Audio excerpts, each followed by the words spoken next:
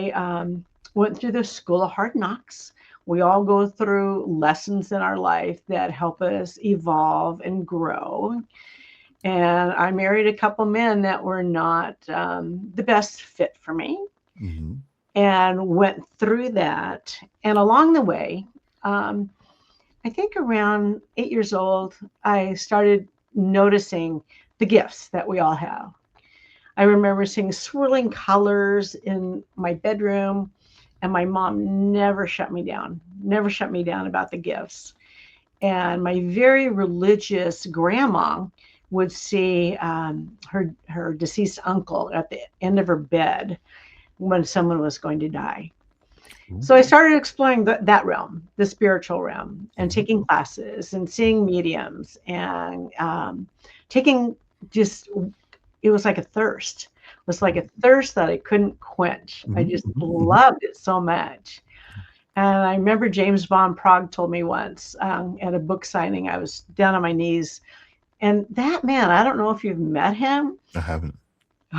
he can be quite brusque. And and he looked at me and he goes, "Why are you using your gifts?" And I just pulled back and I thought, well, I don't know, twice divorced, teaching. I got a lot on my plate right now. And so started using my gifts. And right now with Nico, I'm working on the trance mediumship. Hmm.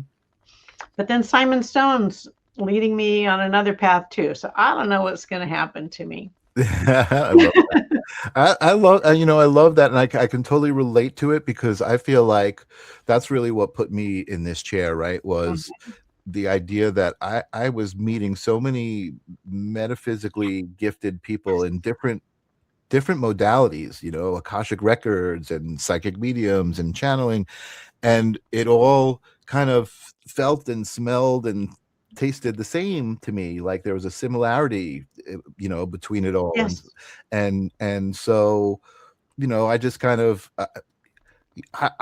kind of like you, like I don't use my gift, right? But I've certainly experienced moments where I'm like, oh, wait a minute, there's something there, right? Like I can cross over a realm, you know what I mean? I can be somewhere else. And it's not something that I practice. But I'm aware of it and I'm fascinated with it and I love being around it and I love Oh. talking to people. I love one of my good friends is Christopher Allen, and I did a show with him. I was a producer, and he'd have 40, 50 people and do gallery readings. And I just loved being around the gallery readings. I loved the energy